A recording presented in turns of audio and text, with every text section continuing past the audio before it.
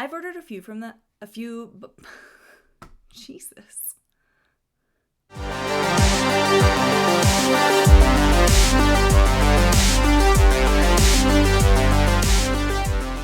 Hey, I'm Stephanie, and welcome to my channel.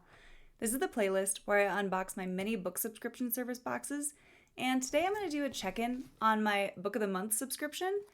I'm about 4 months in, and I thought I'd share some thoughts on this book box. Now, I'm going to be honest, I had looked into Book of the Month many times before finally taking the plunge.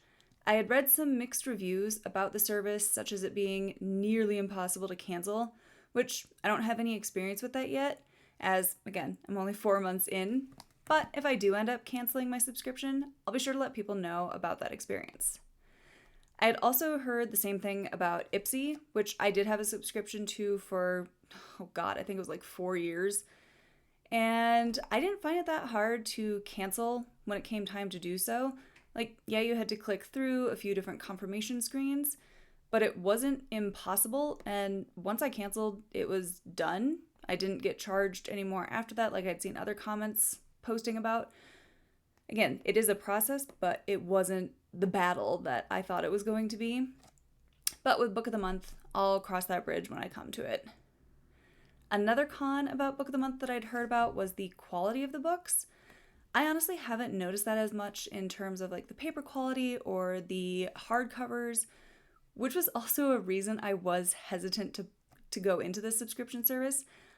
I'm not typically one to go for hardcover books. I like my books flimsy and bendy, and I want them to smack around, and I want to be able to throw them in my purse pretty easily without it being too clunky. But honestly, so far, I haven't really noticed a severe lack in the quality with the Book of the Month prints. You can tell there is a difference in paper, but it's not enough to turn me off from continuing my subscription with them. I also have to say, don't exactly love the logo in the corner and the one that's on the spine of the book, but I'll deal with it. I have noticed that the dust jackets are kind of crappy quality and don't really stay on the books that well.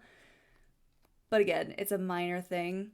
I also have to say, speaking of the dust jackets, I don't really like that there's no back cover copy. Everything is moved into the inside jacket. But again, a minor annoyance that might only bug someone like me. I will add the caveat that if you really want the pretty version that's sold in Barnes & Noble, or if you just want the original book that comes from the publisher, this subscription service might not be the best way to go about that. It does seem that Book of the Month prints their own books, so they are consistent and uniform in terms of size, but not necessarily matching other printed books that are even the same title. The covers can be slightly different, again, compared to what the publisher originally puts out. It will not have any special elements like foiling or texture. It's not a big concern for me. I mean, I love pretty books, sure, but I'm also in it for the book, not just a pretty cover. But that is something to be aware of. Now, what I do really like about Book of the Month is the ability to pick the books. Each month, they have 5 new releases spanning genres like contemporary fiction, fantasy, historical fiction, literary fiction, thriller, romance. I think even a few young adult are in there. And your credit goes towards one of those titles. You can buy, I think right now, I can at least buy 2 other titles to add to my box if I want. I will also say that I am a subscriber to the Book Drop, the Unplugged adult fiction book box, Twisted Retreat, and Scribbler, which is a book box, but it's geared towards writers. And I've also ordered a few past boxes from Fiction Flock. Most of those, with the exception of Fiction Flock, I go into those boxes completely blind. Again, with Fiction Flock, I knew what the title of the book was going to be. And I think Unplugged and Twisted Retreat have now started doing title reveals in their emails. You have to click a link and go to their website to reveal it if you want. Otherwise, you can just leave it a complete surprise. So that said, I do like knowing what's coming in my Book of the Month box. That way, if I don't like the book, I only have myself to blame as I'm the one who picked it out. Some of my other subscriptions, the books have varied wildly and can really be hits or misses. That said, one thing that I do like about not knowing what my other books in my other subscription boxes are going to be is that it does force me to try new genres that I typically wouldn't buy myself, like fantasy or romance. It allows me to try new books, genres, and authors that I most likely wouldn't have come across in any other way, and that is good. Now, while I might not love every book that comes in those boxes, it is good to change it up and add some different types of books to my shelves. But with Book of the Month, I absolutely love thrillers, and I love being able to pick a new release from that category. My Book Drop subscription is also their Books for Coffee option, which is thrillers. But sometimes I think the definition of thriller is stretched a little bit with those picks. I will say the biggest difference between Book of the Month and the other subscription services I have, with, again, the exception of the Book Drop, is the bookish gifts and goodies that are included.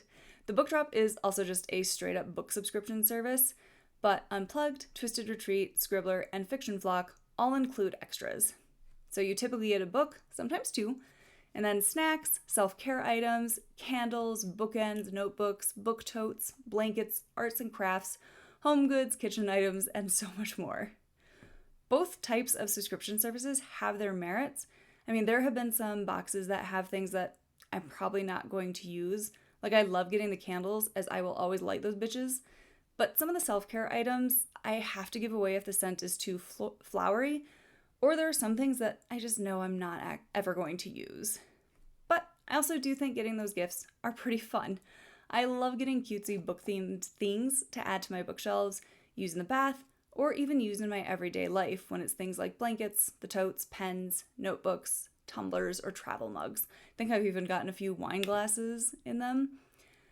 I really have gotten some things that I absolutely adore in the boxes that have the goodies, but then I could run the risk of not liking the title or genre of the book that comes with the box. But that's also the gamble I'm willing to take, which is why I think Book of the Month is a pretty good complement to my other subscription services. I know exactly what I'm getting and can scan review sites to see if the book that I'm most likely going to pick out of the 5 is going to be a good fit for me. And I'm just getting the book, or books in my case, as I have no self-control and always end up adding on. But I do want to take a quick second and look at the books that I have gotten from Book of the Month since starting my subscription back in March. So the first one I picked was What Lies in the Woods by Kate Alice Marshall, and I freaking love this. I stayed up probably until like 1 a.m. trying to finish this because I absolutely loved this. My next pick was The Only Survivors by Megan Miranda, and again, you can see the stupid little logo in the corner. I also loved this. That was kind of set up because Megan Miranda is an auto-buy author for me. I really like her works. They're a bit predictable, but I still really like her. So I knew I was going to like this and liked that it was the option for the thriller for that month. I also got Spells for Forgetting by Adrienne Young. This was kind of a meh read for me, but this was also an add-on, and I honestly added it on just because I liked the look of it. So that's on me. Next up was No Exit by Taylor Adams, and I loved this. I mean, again, another book that I stayed up until 1 a.m. to read, but then that ending really made me mad. But all in, it was still a decent read, which is a good thing because I have another Taylor Adams that came in this exact same box. And then I also had Red, White, and Royal Blue by Casey McQuiston. This was an add-on as I had read another McQuiston book and wanted to give their work one more try just to see if that original book was just not for me or if McQuiston just is not the right author for me. And nope, this was not a hit for me. Did not like this. So at least I know now. Still glad I got it to give it a try and make sure that it really was just the author's writing style and not that one particularly book. And like I said, I do still have The Last Word by Taylor Adams sitting on my to be read. I'm really hoping actually to start that this week, or at least the week that I'm filming this. And I have heard fantastic things about this, so really excited to get into it.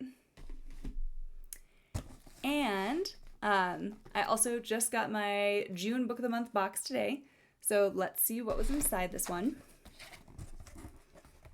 So again, I'm completely impulsive. I have no self-control. So there are 2 add-ons in this book, or in this box. So first up, I added on All the Dangerous Things by Stacey Willingham. I've also seen really good things about this on Bookstagram, so very excited to dive into this one.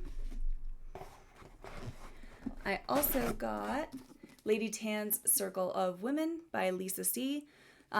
This one I did add on myself just because I had read really good reviews of it, and again, it's another opportunity for me to expand my reading horizons outside of the thrillers that are like 99% of the books on my bookshelf. And then last up was the thriller pick of the month, which was the one I used my credit for, which is She Started It by Sian Gilbert, and I apologize if I just butchered your name. Very excited about this one. I'm really debating taking that one on vacation, even though, again, hardcovers are not typically my go-to. I really like soft or paperback books just because I think they're easier to travel with and honestly just easier to read because then I can bend them. But I also know that's kind of a big no-no in the book world, but I don't care. And then they also include a little bookmark, which this is definitely going to probably be one of my new favorite ones. I'll just leave that out the top of my book. All right, so with Book of the Month, let's talk costs really quick. Book of the Month is a monthly subscription. I mean, it's right there in the name, duh. But essentially, or at least how it works on my account, is I'm paying $16.99 for 1 credit each month, but you can also do a yearly plan if you want to drop your costs down by a few dollars per month, and you can also pause your subscription or skip a month if none of the books appeal to you. As you can see, I really like the add-on option, just in case, 2 of the monthly picks that they have in their lineup are really good. That way I can still pick my thriller that I'm most likely going to pick, and then I can add something on, which is exactly what happened this month. I think the Lady Tan's Circle of Women was one of the other 5 picks for the month. And after you've shipped, I think it's like 3 boxes, your add-on books drop to $11.99 per book instead of the $16.99 per book. So just another reason to keep your subscription active. All in, I'm really happy I decided to give the service a try. I do like having the option of selecting my own title to be shipped to me, plus anything else that sounds interesting. And with this service, I don't need the extra goodies or snacks. I'm already getting that covered with all the other ones I do. So if you're looking for a straight up book subscription service and want to know what you're getting, I would definitely recommend this. Like I said, I also subscribe to Scribbler, which is a book box for writers. So you do get a book, but you also get stuff to help you with your own writing, like essays from authors on a specific writing topic, a peek behind the scenes in the world of publishing, such as like looking at the synopsis or query letter of a published book. And then there are writers' gifts like notebooks, pens, paper clips, writing guides for like chapters and characters, and so on.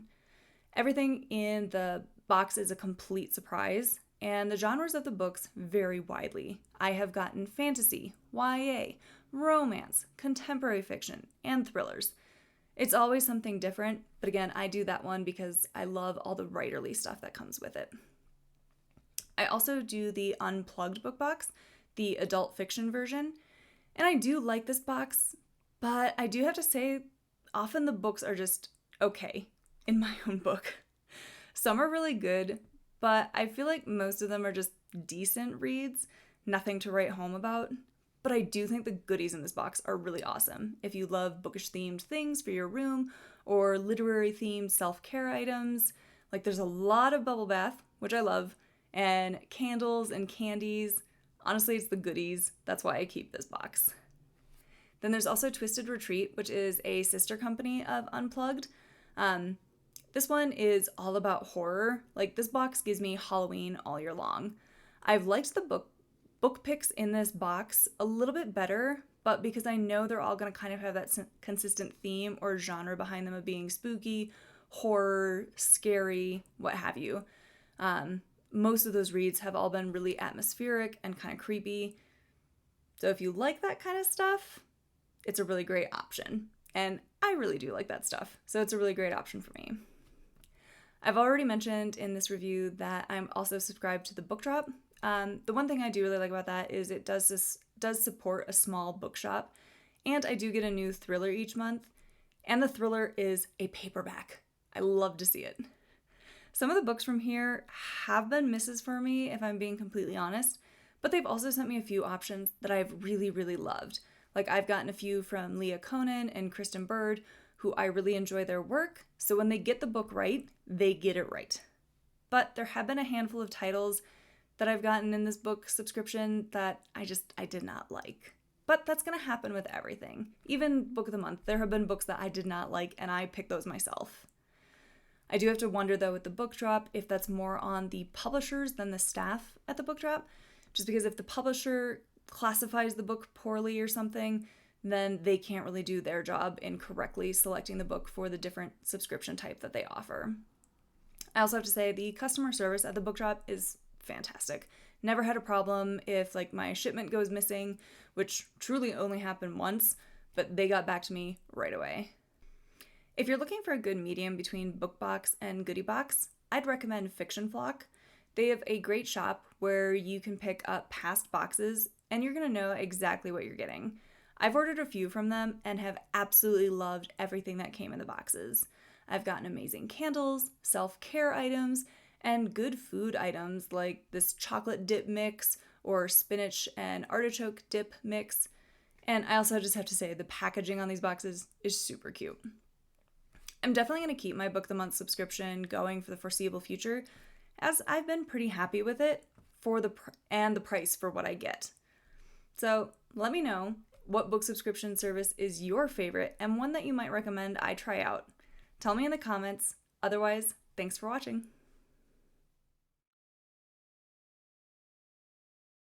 Artichoke.